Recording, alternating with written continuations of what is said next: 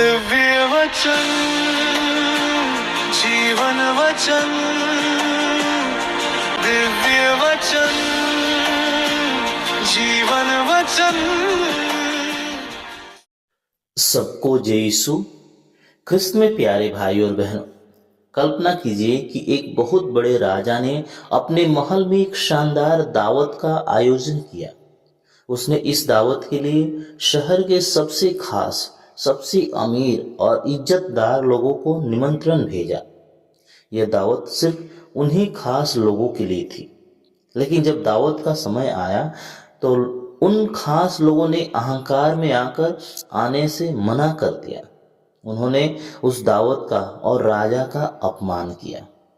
तब राजा ने अपने सेवकों से कहा, जाओ महल के दरवाजे खोल दो, सड़कों पर जाओ और उन गरीब, अनाथ और साधारण लोगों को बुला लाओ जिन्हें समाज में अयोग्य समझा जाता है, जिनके लिए महल के दरवाजे हमेशा बंद रहते थे।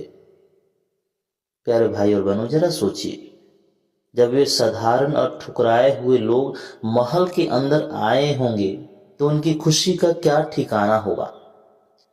वे खुशी से नाच रहे होंगे, आनंद मना रहे होंगे, क्योंकि जो चीज उनके लिए कभी बनी ही नहीं थी, जिसके वे खुद को लायक नहीं समझते थे, आज अचानक उस खुशी का दरवाजा उनके लिए खुल गया। प्यारे भाई और बहनों, आज के पवित्र पाठों में ईश्वर का वचन हमें बिल्कुल इसी दावत और इसी खुशी की ओर ले जा रहा है। आइए हम आज के पाठों को सुने और फिर उस पर मनन चिंतन करें। पहला पाठ प्रेरित चरित्र अध्याय 13 पद संख्या 44 से 52। अगले विश्राम दिवस नगर के प्राय सब लोग ईश्वर का वचन सुनने के लिए इकट्ठे हो गए। यहूदी इतनी बड़ी भीड़ देखकर ईर्ष्या से जल रहे थे और पौलुस की निंदा करते हुए उनकी बातों का खंडन करते रहे। पौलुस और बरनबास ने निडर होकर कहा, यह आवश्यक था कि पहले आप लोगों को ईश्वर का वचन सुनाया जाए, परंतु आप लोग इसे अस्वीकार करते हैं और अपने को अनंत जीवन के योग्य नहीं समझते। इसलिए हम अब गैर यहूदियों के पास जाते हैं। प्रभु ने हमें यह आदेश दिया है, मैंने तुम्हें राष्ट्रों की ज्योति बना दिया है, जिससे तुम्हारे द्वारा मुक्ति का संदेश पृथ्वी के सीमांतों तक फैल जाए। गैर यहूदी यह सुनकर आनंदित हो गए और ईश्वर के वचन की स्तुति करते रहे। जितने लोग अनंत जीवन के लिए चुने गए थे उन्होंने विश्वास किया और सारे प्रदेश में प्रभु का वचन फैल गया। किंतु यहूदिया ने प्रतिष्ठित भक्त महिलाओं तथा नगर के नेताओं को उभाड़ा, पौलुस तथा बरनबास के विरुद्ध उपद्रव खड़ा कर दिया और उन्हें अपने इलाके से निकाल दिया। पौलुस और बरनबास उन्हें चेतावनी देने के लिए अपने पैरों की धूल झाड़कर इकोनियोस चले गए। शिष्य आनंद और पवित्र आत्मा से परिपूर्ण थे। प्रभु की वाणी। ईश्वर को धन्यवाद। संत यूहन्ना के अनुसार पवित्र सुसमाचार अध्याय 14 पद संख्या 7 से 14। यदि तुम मुझे पहचानते हो तो मेरे पिता को भी पहचानोगे। अब तो तुम लोगों ने उसे पहचाना भी है और देखा भी है। फिलिप ने उनसे कहा, प्रभु हमें पिता के दर्शन कराइए, हमारे लिए इतना ही बहुत है। ईसा ने कहा, फिलिप मैं इतने समय तक तुम लोगों के साथ रहा, फिर भी तुमने मुझे नहीं पहचाना। जिसने मुझे देखा है उसने पिता को भी देखा है। फिर तुम यह क्या कहते हो, हमें पिता के दर्शन कराइए? क्या तुम विश्वास नहीं करते कि मैं पिता में हूं और पिता मुझ में है? मैं जो शिक्षा देता हूं वह मेरी अपनी शिक्षा नहीं है। मुझ में निवास करने वाला पिता मेरे द्वारा अपने महान कार्य संपन्न करता है। मेरी इस बात पर विश्वास करो कि मैं पिता में हूं और पिता मुझ में है, नहीं तो उन महान कार्यों के कारण ही इस पर विश्वास करो। मैं तुम लोगों से यह कहता हूं, जो मुझ में विश्वास करता है वह स्वयं वे कार्य करेगा जिन्हें मैं करता हूं। वह उनसे भी महान कार्य करेगा, क्योंकि मैं पिता के पास जा रहा हूं।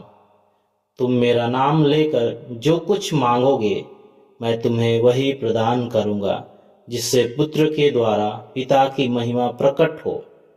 यदि तुम मेरा नाम लेकर मुझसे कुछ भी मांगोगे तो मैं तुम्हें वही प्रदान करूंगा। प्रभु का सुसमाचार। हे ख्रिस्त तेरी स्तुति हो। ख्रिस्त में प्यारे भाई और बहनों, आज के पहले पाठ में हम उसी राजा की दावत की कहानी को सच होते हुए देखते हैं, जिसकी चर्चा हमने शुरुआत में की थी। ईश्वर के उद्धार का निमंत्रण सबसे पहले अपने खास लोगों यानी यहूदियों को दिया गया था। उन्हें लगता था कि ईश्वर के राज्य का केवल उनका विशेष अधिकार है, लेकिन जब उन्होंने एशिया में आकर इस निमंत्रण को ठुकरा दिया तो संत पौलुस और बरनबास ने वह जीवन का दरवाजा उन गैर यहूदियों के लिए खोल दिया, जिन्हें यहूदी लोग हमेशा अयोग्य और पापी मानते थे। बाइबल हमें बताती है कि यह सुनकर गैर यहूदी आनंदित हो गए। उनकी खुशी बिल्कुल उन सड़कों पर रहने वाले लोगों जैसी थी जिनके लिए अचानक महल के दरवाजे खुल गए। जो लोग खुद को ईश्वर के प्रेम की अयोग्य समझते थे, आज वे जान गए कि ईश्वर उन्हें भी उतना ही प्यार करता है। प्यारे भाई और बहनों, संत पौलुस द्वारा इन ठुकराए हुए लोगों के लिए प्यार का दरवाजा खोलने का यह काम कोई मामूली काम नहीं था। यह वास्तव में उसी महान प्रतिज्ञा का पूरा होना था जो प्रभु यीशु आज के सुसमाचार में कह रहे हैं। प्रभु यीशु अपने शिष्यों से एक बहुत ही चौंकने वाली बात कहते हैं, जो मुझ में विश्वास करता है वह स्वयं वे कार्य करेगा जिन्हें मैं करता हूं। आगे कहते हैं, वह उनसे भी महान कार्य करेगा। प्यारे भाई और बहनों, यहाँ अब सवाल उठता है कि क्या हम सचमुच यीशु से बड़े चमत्कार कर सकते हैं? नहीं, लेकिन यीशु यहाँ शारीरिक चमत्कारों की गिनती की बात नहीं कर रहे हैं। ईश्वर का वचन हमें स्पष्ट बताता है कि जब प्रभु यीशु इस धरती पर थे तो उनका संसारिक कार्य मुख्य रूप से इस्राएल की भूमि तक ही सीमित था। संत मत्ती के सुसमाचार अध्याय 15-24 में पढ़ते हैं, यीशु स्वयं कहते हैं, मैं केवल इस्राएल के घराने की खोई हुई भीड़ों के पास भेजा गया हूं। यीशु ने ईश्वर की पुरानी प्रतिज्ञाओं को पूरा करने के लिए इस्राएल से शुरुआत की थी, लेकिन यीशु के उद्धार की योजना केवल एक देश या एक जाति के लिए नहीं थी। इसलिए स्वर्ग जाने से पहले उन्होंने अपने शिष्यों को पूरी दुनिया के लिए भेजा। उन्होंने यूहन्ना रचित सुसमाचार अध्याय 20-21 में अपने शिष्यों से कहते हैं, जिस तरह पिता ने मुझे भेजा है उसी तरह मैं भी तुम्हें भेजता हूं। यहाँ हमें ध्यान देने की बात है कि शिष्य अपनी मर्जी से दुनिया में नहीं निकल पड़े, उन्हें यीशु ने अधिकार देकर भेजा था। प्यारे भाई और बहनों, अपने गुरु के इसी आदेश को मानकर और पवित्र आत्मा की सामर्थ्य को पाकर शिष्यों ने मसीह के प्रेम और सुसमाचार को इस्राएल की छोटी सी सीमा से बाहर निकालकर और पृथ्वी के हर कोने तक पहुंचकर वहां प्रभु का सुसमाचार सुनाया।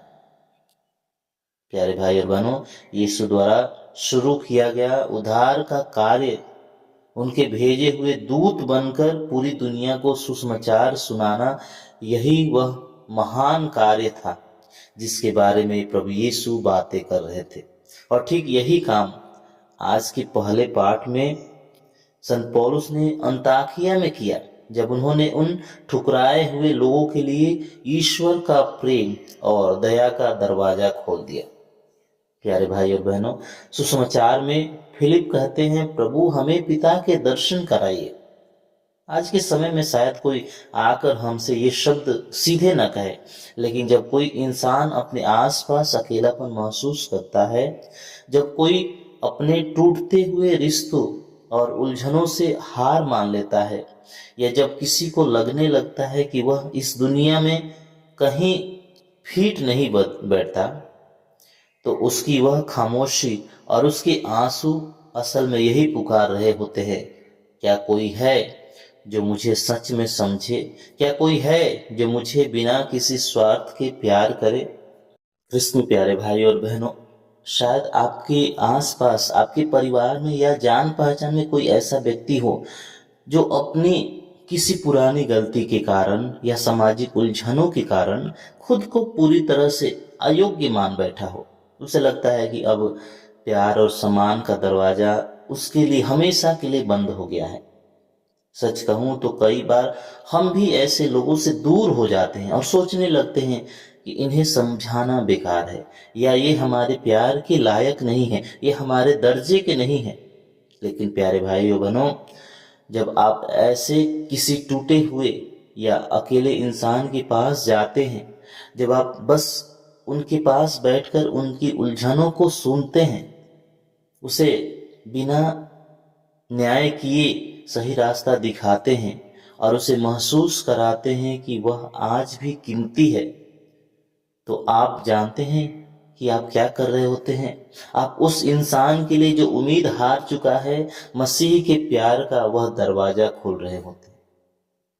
जब आपके थोड़े से समय और आपकी समझदारी से किसी के चेहरे पर दोबारा मुस्कान लौट आती है, तो यकीन मानिए वह किसी भी चमत्कार से बड़ा काम है। महान कार्य करने का सबसे, जो प्रभु यीशु मसीह ने कहा है, महान कार्य करने के लिए आपको आसमान के तारे तोड़ने की जरूरत नहीं है। यीशु के नाम पर किसी के उलझते हुए जीवन को सुलझाना है, किसी के आंसू पोंछना है। यही तो है वह महान कार्य जिसके लिए प्रभु यीशु आपको यहाँ पर भेजा है। आइए हम खुद को छोटा या कमजोर ना समझें। जब आप किसी को ऐसा निस्वार्थ प्रेम करते हैं, तो आप बिना कुछ बोले ही दुनिया को पिता के दर्शन करा रहे होते हैं। प्यारे भाई और बहनों, आइए हम अपनी आंखों को बंद करें, अपने हृदयों को तैयार करें और प्रभु से प्रार्थना करें। हे प्रभु यीशु, आज हम तुझसे एक ही कृपा मांगते हैं, हमें बिल्कुल अपने जैसा दिल दे दे। हमारे आसपास जो लोग आज अकेलेपन में हैं, जो अंदर से टूट चुके हैं, प्रभु हम उनका दर्द समझ सके और उनके लिए तेरे प्यार और उम्मीद का दरवाजा बन सके। हे पवित्र आत्मा, हमारे अंदर से हर उस घमंड और भेदभाव को जड़ से निकाल दे जो हमें दूसरों से दूर करता है। हमें ऐसी आंखें दे जो दूसरों में कमियां नहीं बल्कि उनका दुख देख सके। हे प्रभु यीशु, हमारी बस यही चाहत है कि जब भी कोई अकेला या निराश इंसान हमारी तरफ देखे, तो उसे हम नहीं बल्कि हमारा मुस्कुराता हुआ और शांति देता हुआ यीशु दिखाई दे। पिता और पुत्र और पवित्र आत्मा के नाम पर आमीन।